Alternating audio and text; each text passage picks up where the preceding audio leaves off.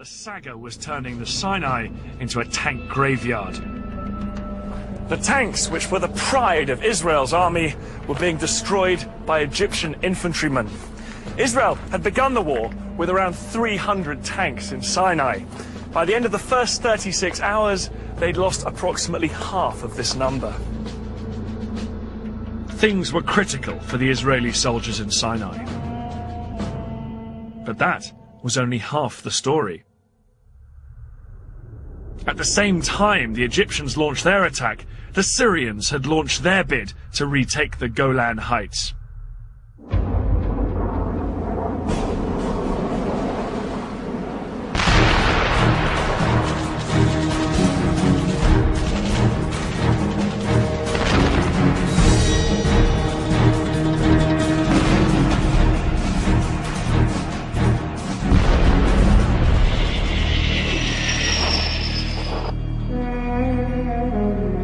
The fertile soil of this battlefront couldn't have been in greater contrast to the arid desert of the Sinai.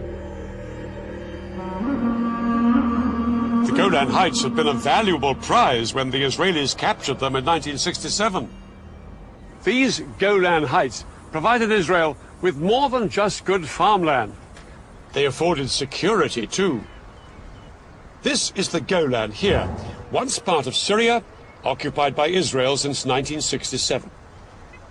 The area is no more than 15 miles wide, and it ends with a steep slope down to the River Jordan. To Israelis, the Golan was a vital buffer between their heartland and Syria.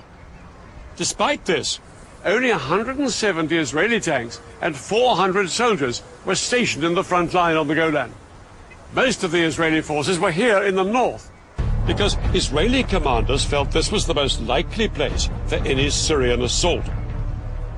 But when the Syrians made their move, their 1,200 tanks and 60,000 men attacked all the way along the line.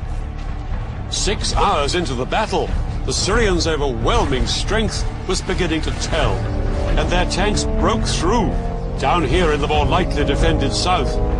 By nightfall, they'd almost reached the western edge of the heights, where they could look down on the River Jordan. If Syrian tanks could now seize the vital bridges across the Jordan, they'd be able to pour across the river into Israel's heartland.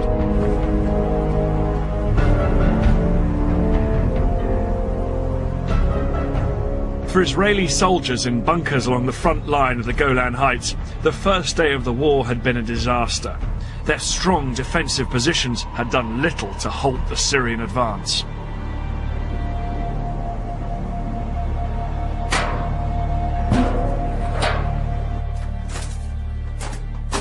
This is one of the Israeli bunkers dug in to the Golan Heights, and it's got an incredibly strong construction. It's deep underground, it's reinforced concrete, and these steel plates here as well. The amazing thing about 1973 is these strong points were so difficult for the Syrians to take, they didn't even bother trying. They simply bypassed them with their tanks and kept pushing forward.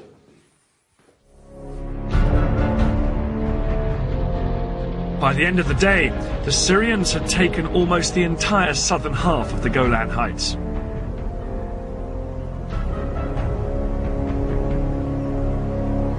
It was a nightmare situation for Israel. It had been caught unawares, with far too few troops on both front lines. All Elazar, the Israeli chief of staff, could do was to mobilize every single reservist in the country. In towns, villages and farms across Israel, news filtered out that their country was under attack. Because it was a holiday, TV and radio was off the air, and so soldiers on motorbikes had to race through built-up areas, calling up the reservists.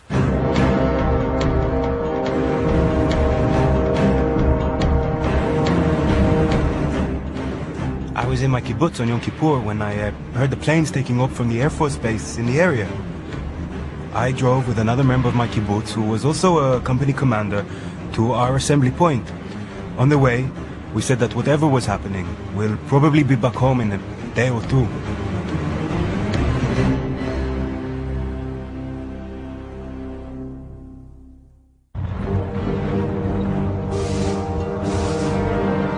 Men and tanks headed out towards both fronts.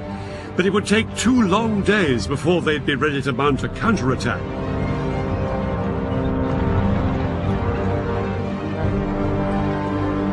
Then, on October the 8th, David Eleazar announced to the world that his army had finally gone on the attack. This morning, we started our counterattack, and we shall break and destroy completely all the attacking forces.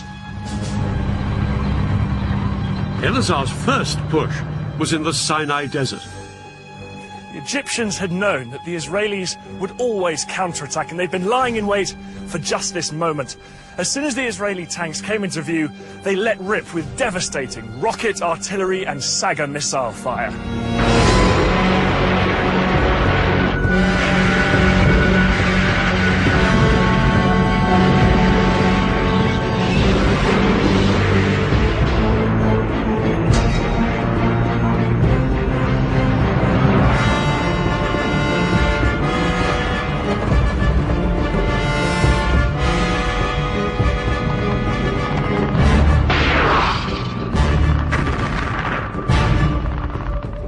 The Israelis suffered heavy casualties all day.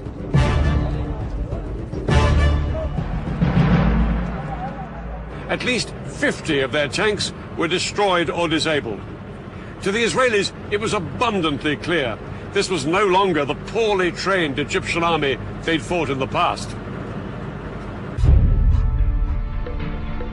By the end of the day, Israel was facing catastrophe. Israelis had believed that once their army was in place, they would be victorious. Now they had to face the shocking truth that this hadn't happened. Prime Minister Meir sent an urgent request to the Americans, begging them to resupply the country. Under attack on 2 fronts, Israelis felt their country was about to be squeezed out of existence. It would need a bold change of strategy to save the day. The simple truth was that Israel did not have the strength to fight this war on 2 fronts at the same time. Eleazar had to concentrate his strength on one front before he tried to roll back his enemy on the other. In the Sinai, the Egyptians were separated from Israel by hundreds of miles of desert.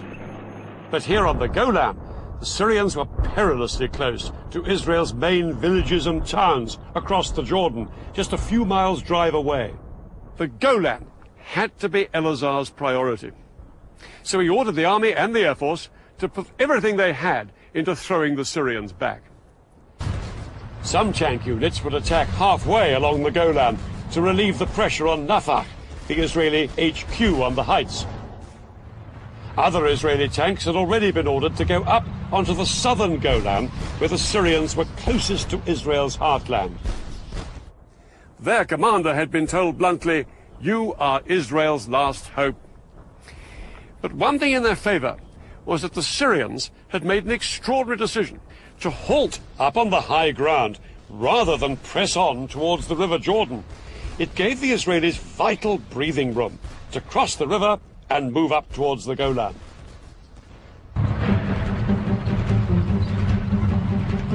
On the night of October the 8th, Israeli tanks stormed the Syrian positions.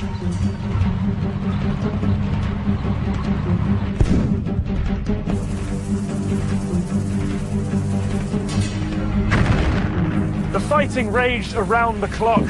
The Soviets had given the Syrians their latest infrared night fighting equipment. The Israelis had nothing of the kind.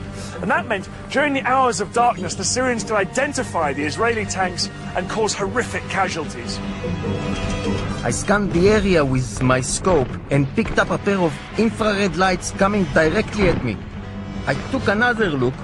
The headlamps were still approaching. The Syrian was targeting in on us. "Driver, back up," I screamed.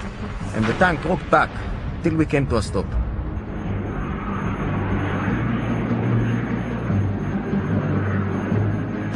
But as day broke, the Israeli ground troops got some much-needed relief from their air force.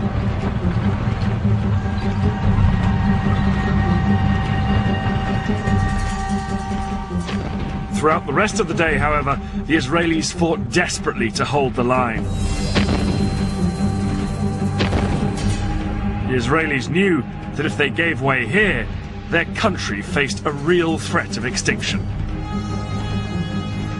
Losses mounted on both sides, but as the battle progressed, it became clear that despite some Syrian technological advantages, the Israeli tanks had thicker armour, and the Israeli crews could fire more quickly and more accurately than their Syrian counterparts. After 4 days of combat, I wasn't particularly worried by the Syrian tanks. It was enough to locate them and to have them come out to meet us, and victory would be ours.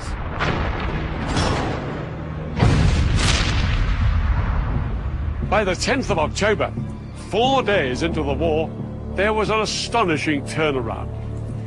The Syrians were in full flight from here on the Golan. Israel's tanks chased them into Syria itself, and soon the Israelis were within shelling distance of the Syrian capital Damascus, just 30 miles off that way.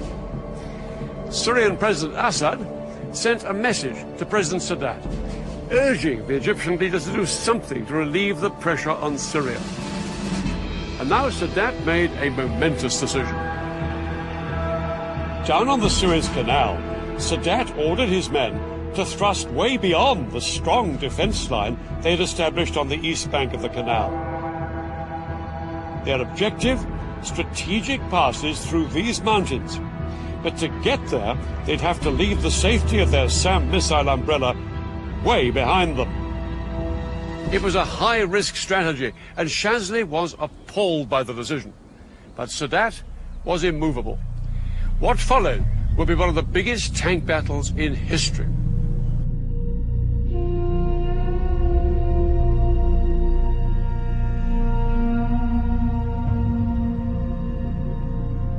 "25 miles east of the canal, Israeli tank commanders were well dug in on high ground in good defensive positions. Across the open desert, they could see the sand being kicked up by hundreds of advancing Egyptian tanks.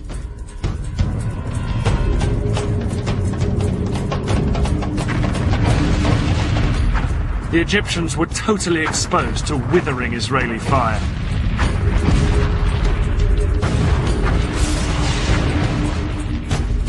But over the following hours, the Egyptian tank brigades repeatedly tried to push further east into the Sinai.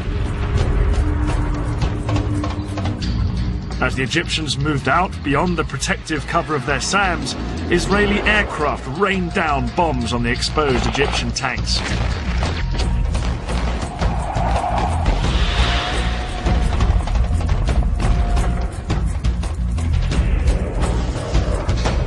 The Israelis' skillful use of their tank guns meant that they